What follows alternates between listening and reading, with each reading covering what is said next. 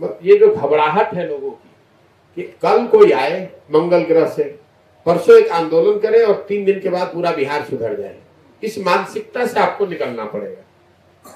जन सुराज दल बनाकर चुनाव लड़ने का अभियान नहीं है, जन सुराज सामाजिक आंदोलन भी नहीं है। ये समाज को जगाकर, समाज को समझाकर, समाज की मदद से एक नई राजनीतिक व्यवस्था बनाने का प्रयास है, जो कि एक दिन में नहीं हो सकता है।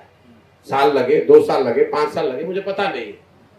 देखिए, आंदोलन और क्रांति जो है वो तेज हथियार के जैसा है, उससे आप किसी सत्ता को उखाड़ सकते हैं।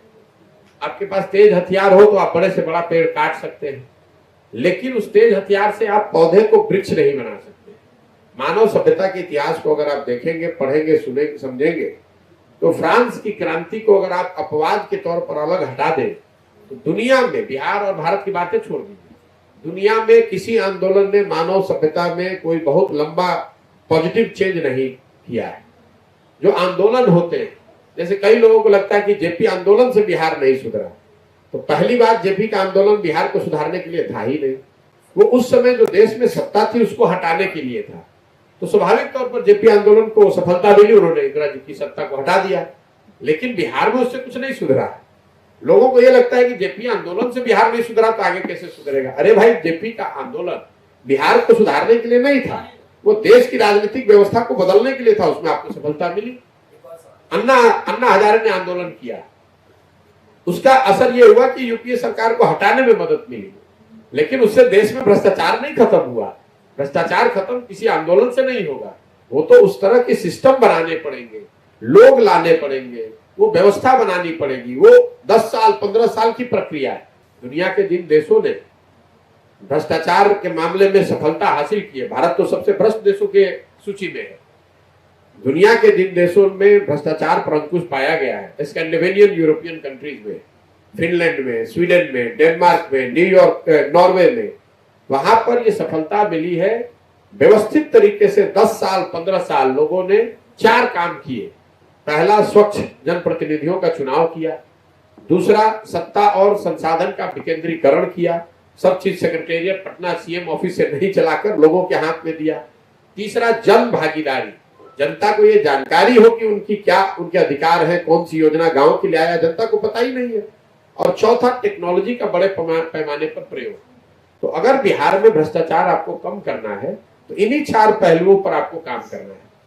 स्वच्छ लोगों को चुनकर लाना, और स्वच्छ लोगों का मतलब सिर्फ विधायक नहीं है, वार्ड सदस्य है, मुखिया है, समिति है, प्रमुख है, जिला पार्षद है, विधायक है। हर स्तर पर अगर स्वच्छ लोग चुनकर आएंगे तभी आप वो सुधार करेंगे। आप 500 रुपया लेकर मुखिया को वोट दीजिएगा और सोचिएगा कि वो मुखिया आकर ईमानदार बना रहे, ये कैसे संभव है? तो आप जड़ को पकड़िए। जड़ में यह है कि लोगों का वोटिंग बिहेवियर ठीक नहीं है।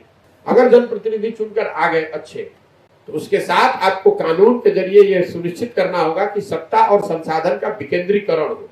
मतलब हर चीज चीफ मिनिस्टर और उसके 4 अफसर और 4 सीनियर मंत्री न चलाएं।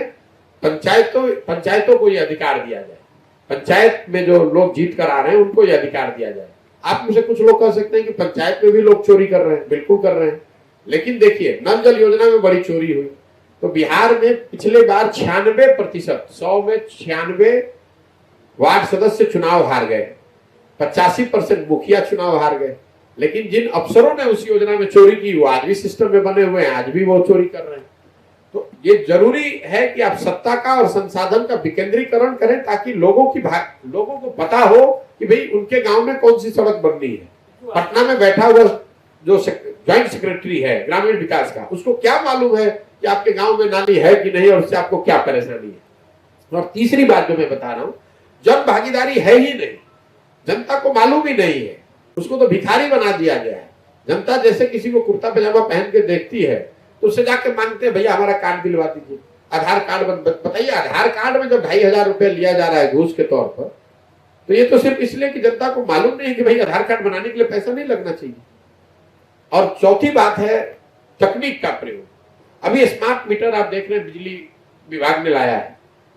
नल जल योजना जिसकी इतनी बात हो रही है, नल जल योजना बनाने में, मान लीजिए एक योजना को बनाने में 20 लाख रुपए लगे, अगर सरकार ने 50,000 रुपए और खर्च किया होता तो टेक्नोलॉजी के माध्यम से ये सुविधा होती कि पटना में बैठे बैठे, दिल्ली में बैठे बैठे आपको ये जानकारी होती कि उस नल जल योजना में कितने बजे मोटर ऑन हुआ, कितना पानी डिस्चार्ज हुआ और कितने बजे मोटर ऑफ हुआ, उस पानी की क्वालिटी क्या थी, उसका फोर्स क्या था। ये सब चीज आप पटना में बैठे बैठे कर सकते थे।